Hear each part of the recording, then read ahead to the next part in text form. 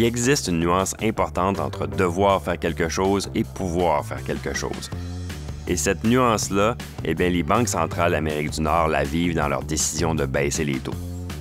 Du côté de nos voisins du Sud, leur économie semble pointer vers une situation où ils peuvent éventuellement se permettre de baisser les taux. Au Canada, nous, on semble se diriger vers une situation où on va éventuellement devoir baisser les taux.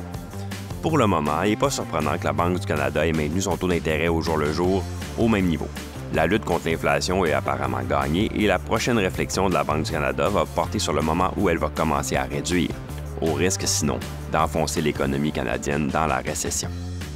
Bonjour, mon nom est Pierre-Benoît Gauthier, vice-président adjoint à la stratégie de placement pour IG Gestion de patrimoine. Joignez-moi chaque semaine alors qu'on explorera les différentes tendances qui influencent les marchés. C'est la semaine du 29 janvier et encore une fois, les marchés sont en mouvement. Le ton de la déclaration de la Banque du Canada en disait long. La Banque a présenté les arguments en faveur d'un ralentissement de la croissance économique mondiale, tout en semblant reconnaître que l'économie canadienne est en récession. En déclarant que, et je cite, « l'économie est au point mort depuis le milieu de 2023 et que la croissance restera probablement proche de zéro jusqu'au premier trimestre de 2024 », la Banque a tout fait sauf prononcer le mot en R. Même si l'inflation a augmenté en décembre, la Banque du Canada est sans doute consciente qu'en excluant les coûts d'intérêt hypothécaires, l'inflation annualisée est en fait de 2,5 % et en fait carrément dans la fourchette cible de la Banque du Canada. La Banque du Canada doit aussi se rendre compte que les taux d'intérêt plus élevés maintiennent l'inflation globale à la hausse et non pas à la baisse. Donc, il ne fait aucun doute que les taux doivent baisser éventuellement et non pas augmenter. Le communiqué poursuit le discours selon lequel le Conseil des gouverneurs souhaite un relâchement supplémentaire et soutenu de l'inflation de base, tout en soulignant que les coûts du logement restent le principal facteur d'inflation. Si l'économie canadienne n'était pas déjà affaiblie, on aurait pu prendre cette déclaration-là un peu plus au sérieux et penser qu'elle pourrait suggérer que les réductions de taux sont plus lointaines, mais c'est probablement pas le cas.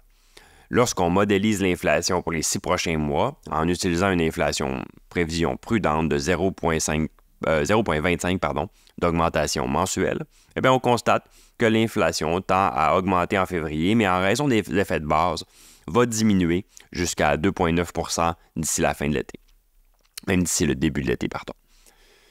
La moyenne de 20 ans de l'IPC au Canada étant de 2,5 %. En essayant de lire entre les lignes pour savoir quand la Banque du Canada pourrait commencer à sa première réduction, on aboutit à un objectif pour le deuxième trimestre.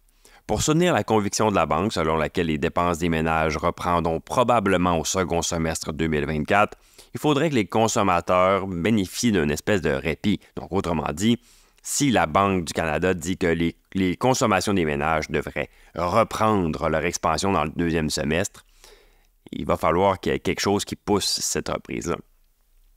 Ce soulagement-là, il peut venir uniquement que des réductions des taux d'intérêt, compte tenu que la charge actuelle des prêts hypothécaires et des loyers pour les ménages est atroce.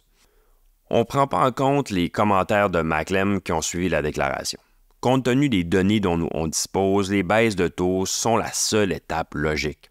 Il est évident que l'économie canadienne est au point mort. Les hausses de taux ont fait leur travail. Maintenant, c'est la politique des hausses de taux qui maintient l'IPC au-dessus de sa fourchette et non pas en bas de sa fourchette, ce qui est vraiment contre-productif. La réduction des taux d'intérêt résout deux problèmes. Elle réduit l'inflation et soutient l'économie.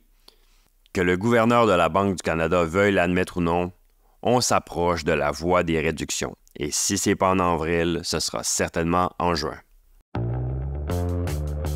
Merci d'avoir été avec nous. J'espère que vous avez apprécié ce balado. N'hésitez pas à le partager à vos collègues et amis et je vous dis à la semaine prochaine.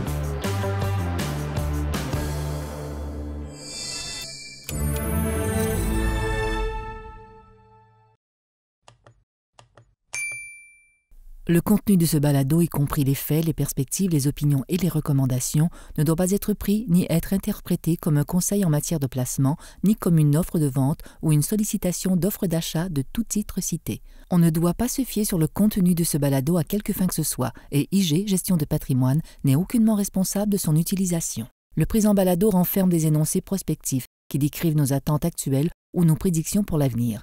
Les renseignements prospectifs sont assujettis à des risques, incertitudes et hypothèses pouvant donner lieu à des écarts significatifs entre les résultats réels et ceux exprimés dans le balado. Nos opinions sont susceptibles d'être modifiées en fonction des conditions du marché. Les placements dans les fonds communs peuvent donner lieu à des commissions ainsi qu'à des frais.